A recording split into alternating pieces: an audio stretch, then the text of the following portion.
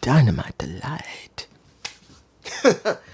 You see my title. Is this good storytelling? Guys, would have been 6 matches. We got 5 with one that was more of a setup to lead to a segment. I'm looking at my notes and I'm trying to remember how many segments did we get? We got way more than we normally do. Now, this is the biggest question before we go through the matches, which I'm going to just blow through the matches because it's not really the most important thing. Yes, the last match, the gauntlet, I'll give my thoughts on the Tag Casino Gauntlet. I will give my thoughts on it. But let's make this clear. The matches were not the most important things, even though this was Ricochet's first match. We got Lio Rush showing up. Yes, we did have decent matches. But this was not about that. This was about them trying to tell stories. And I have no idea what the others are going to think. I don't know what my own contemporary is going to think. This was different. Now, mind you, I want to make this perfectly clear. Was this good storytelling? There's a difference between getting a lot of storytelling and getting good storytelling. And the question's going to be a lot of questionable storytelling here. You go, why? That is what we got for some of this. Others you can say, I am chomping at the bit to know how far they're going to go with this, particularly with Shane McMahon, who is coming in. Because it is obvious they're setting this up with Shane involved in it. Sooner or later they will. But is this good storytelling? Let's go for the matches first. And I'll leave the last match for the very last thing. First match, Jack Perry versus Lio Rush. Now, I know I could add in what happened at the very beginning and I'll talk about that. But let me say this. Seen Lio Rush. I know Lio Rush for a while. I've seen Lio Rush for a while. I saw him in MLW. I've seen him in New Japan Pro Wrestling. What few times I saw it. No, not New Japan Pro Wrestling. New Japan Pro Strong.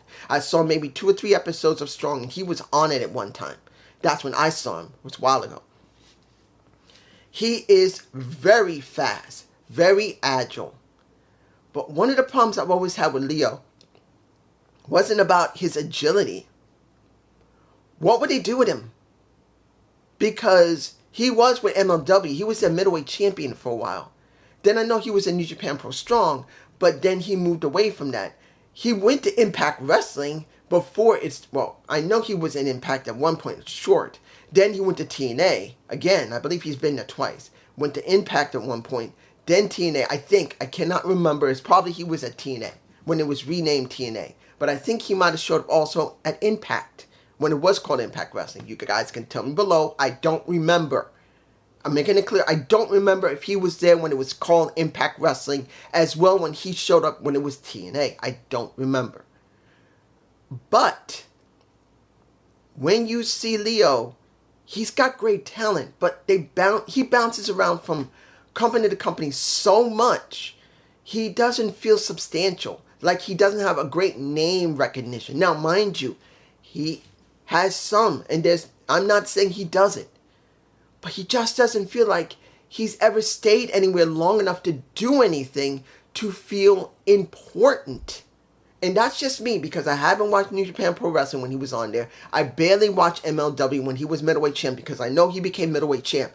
I didn't see New Japan Pro Strong much, other than maybe that 1 or 2 times I might have saw him there. And Impact, I think he was there before they transitioned to TNA when he showed up again. I am not sure if he was there when they were Impact. I just don't remember. A lot that was going on in the mid-2020s, like 2021, 22. I'm blanking because I was going through a lot at that time, so I don't remember. You guys could tell me if I'm wrong, and I probably am. I don't know if he was there. I think he might have shown up maybe once, I think. I just don't remember. But the point is, I just feel like Leo's bounced around from company to company so much. And then he would just disappear for a while, trying to make some type of buzz for himself and controversy, so when he comes back, he'll be interesting. He doesn't feel important. So yeah, he's in AEW right now. But where have we seen him? Is he on ROH right now, or Collision, or Rampage? I don't know, because I haven't seen him much. He had a good match with Jack Perry. Not a great one, but a good one. And if I remember correctly, didn't he come in with Jack Perry's belt around his waist? I don't know how he did that, unless I'm forgetting, and Jack did come in with his own belt, but for some reason Leo had it. I don't remember, but Jack won, and I'm not surprised. He came in his own black minivan, I guess, and he whooped some ass, and then he left. Now, what did he say exactly? He said, what did he say? There was something he said. I can't remember what he said. He had one line there. He said, people like me become martyrs. And then, well, people might like me become sacrifice or sacrificial. And then when we're done, we're not vilified, but worshipped. That was kind of surprising to hear him talk like that. It was different. Now, I'm not saying that's great, but it's different. I don't know how everybody else is going to respond to Jack Perry doing that, but the question is going to be, he's a villain now, but then soon he will be worshipped, he will be loved, and he'll be adored again. Does that mean something's about to happen to the Elite next to what's going to happen to the Blackpool Combat Club, which I don't even know if they're called Blackpool Combat Club right now. Next, we got Private Party and Commander. And they were supposed to go up against somebody, but guess what? I think the former Blackpool Combat Club just destroyed them. Hell, Commander got choked out by Marina Shafir, which was a good thing. I wish they had focused on it more with her. That they were just bouncing around. The camera kept going from one place to another, everyone getting beat. But it would have been nice to see them focus on Marina Shafir if she's supposed to be kind of like extra muscle, and she managed to choke the hell out of a guy who's easily her size or bigger, and he is out. I kind of wanted to see more of it. But my boy Pac is the one who spoke, not Moxley, who spoke in the beginning. They had the vid pack of what happened after All Out, when everyone left after Bryan had been pretty much asphyxiated with that mask going like that. Our boy Bryan was like that, and Moxley did a good segment with that in the very opening of the show. But we got Pac doing that. Pac was the one who was now speaking, talking about, I have been lost, and now I'm finally found my purpose. Also, Bryan Danielson, think you were great, but you're nothing. You never cared, roughly speaking. I'm not going word for word. That's what the perception was. Bryan never cared about true pro wrestling. Bryan's not the point here. We are the point. We are the ones that will show that this company is ours. With Marina Shafir, with Moxley and Claudio behind him. He was in front of the camera. Something that makes me happy. Look, guys, I don't expect everyone to agree with me. I have been waiting for Pac to be treated better for years. He had one of the first matches that has been set up to make AEW what it is. He was in one of the first matches on one of the first Dynamites. Not the Dynamite, because I know Sammy Guevara had the first match on there. But one of the other matches, if I'm remembering correctly, either it was All Out, not All In, but All Out, if I remember correctly, was Pac with Kenny Omega. So I'm telling you, he has been there since near the very beginning. And he's never gotten anything more than the All-Atlantic Championship that became the International Championship and pretty much the Trios titles. That's it. And I want to see more for him. So I'm hoping there will be something with this. Now, let's move on to Ricochet versus Sammy Guevara, who was one of the first matches of AEW. Let's make it clear. Did you actually believe that Sammy is going to win here? To be honest, I expected him to look good, but to job his living Leonard. Let me give it to you like this. After his suspension, what happened with Jeff Hardy, legitimately hurting him, and then coming back, he didn't make a mistake. He legitimately hurt Jeff, and he was suspended for that shit. I expect him to make it look as good as possible. He's going to kiss the ass of Ricochet and make him look like $1,000,000. Yeah, he's currently one of the six, what is the wait a minute, no, the trios champion. The in ROH. I'm blanking on the name of it because I don't care about the ROH 6-man tag team champions. There you go. I don't care. They should eliminated that damn. You see, it's getting me angry. Why did they bring back the 6-man championship for ROH when they should have used the trios to go across all of the brands of ROH, Dynamite, Rampage, and Collision? It would have made things a lot more cleaner. You would have more people working, and you could have shown highlights of that shit on Dynamite or Collision. They don't do that much. So it's a waste. But he jobbed his ass off, but he looked good while doing it.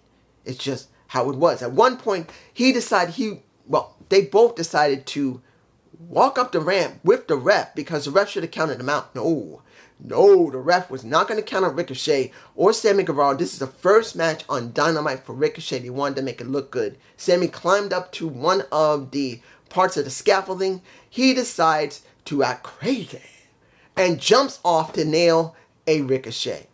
Almost breaking his ankle. But he seemed to be alright. He walked it off. And in the end, Ricochet whooped that ass. I am not surprised. We need to get Ricochet with some wins here. I am not surprised that he won. But I will tell you this. Ricochet looks different. If you say Ricochet looks the same, you're wrong. You could see how fast Ricochet is legitimately running and working and doing his work.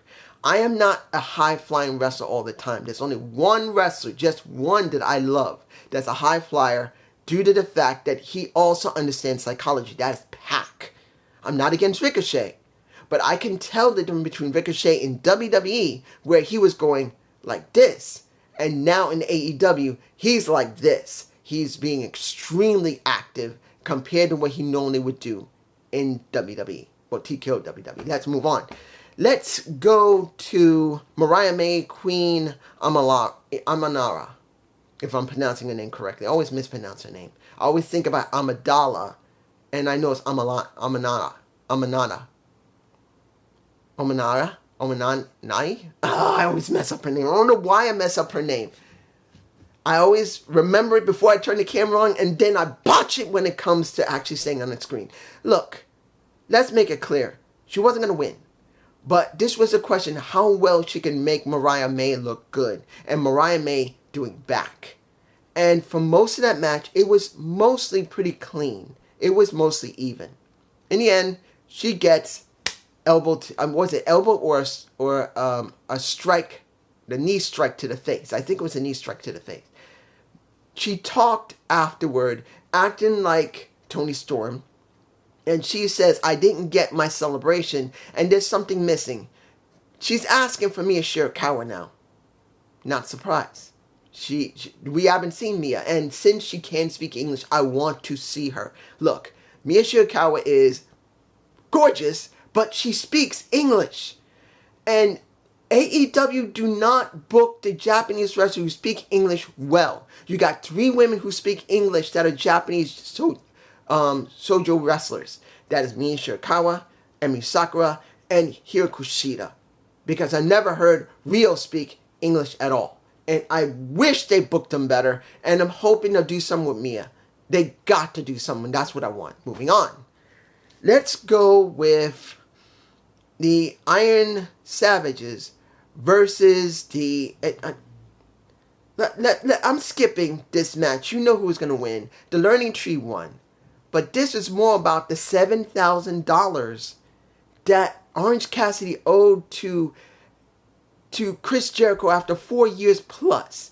And he gets his money finally after... Really? This story about the jacket makes no sense. Why are they bringing it back? You could have done this years ago. And now you finally bring this story back where $7,000 has to be paid to Chris Jericho because of his jacket being such a special custom designer jacket. Covered in orange juice. after he got dunked with all that orange juice because of Orange Cassidy. And Orange, with, who was it with him? I cannot remember who it was. It was members of the conglomerate, Kyle O'Reilly and a Mark Briscoe driving a bulldozer full of coins and literally dumped the coins inside of a blue top-down Bentley. I don't know which one. I'm not really great with cars. It's been a while. I know it's not a Phantom. I believe that's what it was. I think it might have been a Bentley Phantom. I could be wrong. It was a beautiful blue color. Its sucker is big as like a freaking boat. And it got all that change dumped in there. Hell, you see Orange Cassidy collecting a couple of quarters and then trades it for $1 and he says, exact change.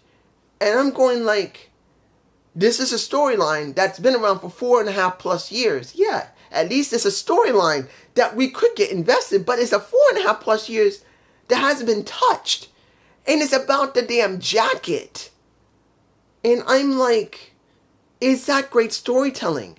I'm not telling you it's bad, but I'm not telling you it's great either. That's a 4.5 year story that has now been looped back because the learning tree exists. And it feels like they don't have an idea what to do with Chris Jericho. So Jericho said, you know what? You know what we're going to do? We're going to use the old story about my jacket being ruined and Orange never paying me to replace it or to fix it. And he even wrestled with the damn thing on. And I'm like, is this good storytelling? I don't know. I can't tell you if this is good or not. I don't know how far they're going to go with this story, particularly supposedly $7,000 in coins that was in a damn bulldozer dumped onto a blue top-down Bentley that I think was called a Phantom. I'm not even sure. I could be wrong about the name of the Bentley style. I'm sorry. Then we finally got the tag team. Look, I'm going to be honest here. I'd rather had a standard gauntlet than a tag team casino match gauntlet, where one team comes in, has a match, they lose, they get sent to the back. This isn't the first time they've done this, where all the teams come out, and in the end, whoever gets pinned or submitted first, the match is over. They did this already. They did it very quickly at one time. And I'd rather not see this here. If this is ever going to be used, it should be used once a year, and it should be at a pay-per-view. Why did they have it on Dynamite? If they're going to do a gauntlet match, let it be a standard one where people come in, they have to wrestle, and then one team comes in after the other team loses. It kind of feels more streamlined that way because each team will be able to show what they can do individually because it was all one big schmoz. And I can tell you, I was not fond of it. I didn't like it. Now, Will Ospreay and Kyle O'Reilly had their moment in the back because Don asked Will, hey, you owe me a favor. I want Kyle to go into that gauntlet. And I want you to do it because that's the best possibility. And you see pretty much Kateska in the back not happy about it. And yes, he had his moment when he was with Don dealing with the current champion of the Continental Classic, who is, I love, to a certain extent, I love Okada trying to hype it up, and he's speaking decent English, and he's basically saying, bitch, and he's talking pretty well, saying, it was easy, bitch, and walks away. I like him. And you see Kateska there, but he wasn't too happy that Will was back, dealing with Kyle, and dealing with Don. He got up dead in his face because he did not like it, even though Will was going to be friendly and like this to him, didn't want it. So they won the match. So now the Bucks will be going up against Kyle and Will Ospreay at the next pay-per-view. And I'm like, okay, Wrestle Dream, that's what we're going to have there. Nothing wrong with it. But I'm like, okay, where are the new teams? That's a thrown together team. Yes, we had taken away from Will and taking away from the Bucks. We had 1, 2, 3, 4, 5, 6, 7 teams. That doesn't count Kyle O'Reilly. Not Kyle O'Reilly. It doesn't count Kyle Fletcher, Will Ospreay, or the Bucks. That's all the teams they got left in AEW. Then the Outrunners were so popular by the people. What the blue fuck? I never thought the Outrunners, who was working with Dante, what was his name? Working with Castle, working with, what is his name? Dante Castle, who was on ROH TV. It's been so long since I last saw him, I forgot his first name, but I remember his name is Castle. But seeing them over that much, it makes you think, guys, is high-flying wrestlers the most important people on your roster? Or is it people with character? What have we been saying for years? What have I been saying for years? Unlike when it came to most of my contemporaries. I'm not throwing JD and Alex under the bus or Solid Monster. They eventually forgot and remembered that character development and character wrestlers can still get over big time.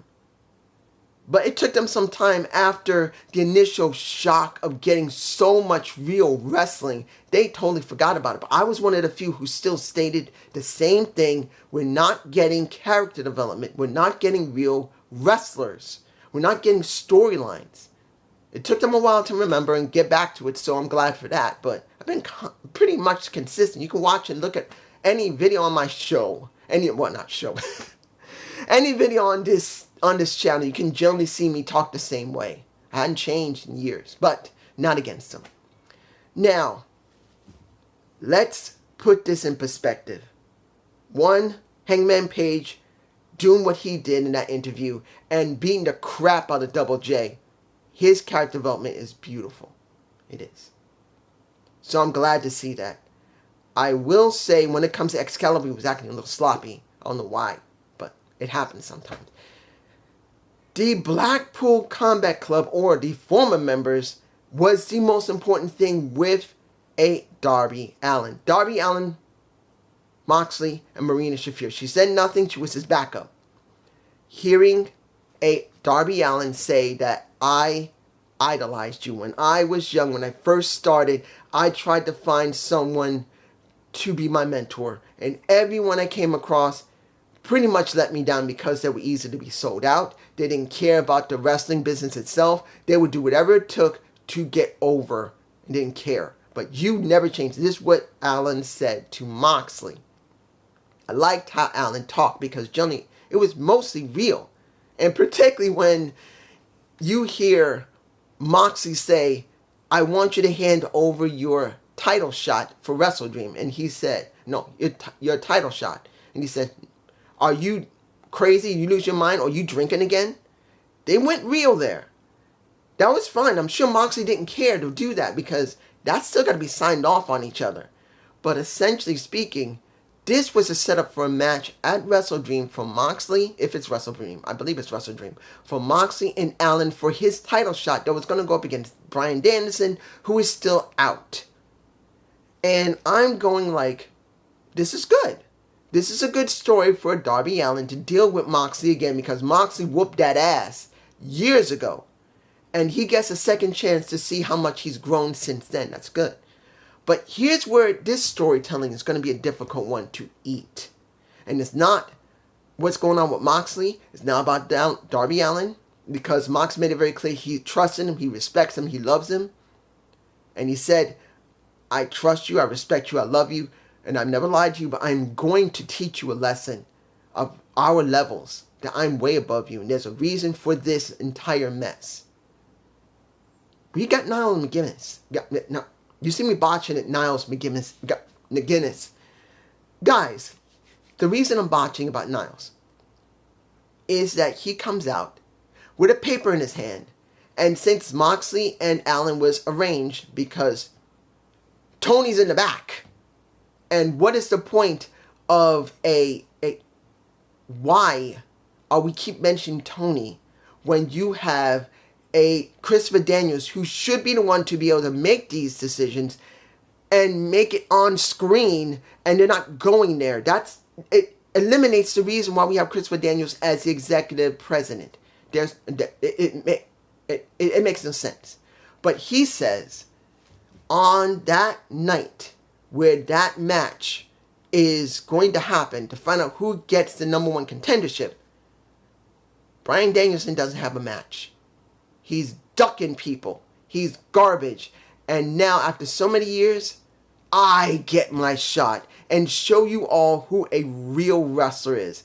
Essentially, I'm not going word for word.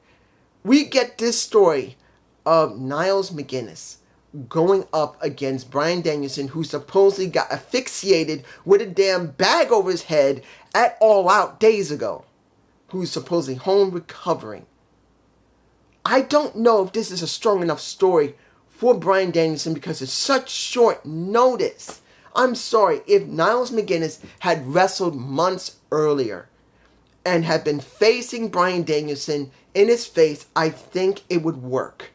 But All Out, and then we get this. I think it was All Out. I can't remember if it was All Out, but no, it wasn't All Out. It was before that. But guys, what do we got here?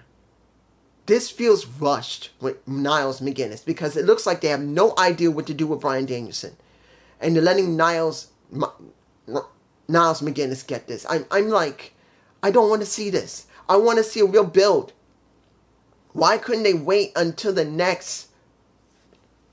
It's making me itch. I do not think this is right, but this is me. We got a lot of stories here, but were they all good? Leave a comment below, like if you will, and peace.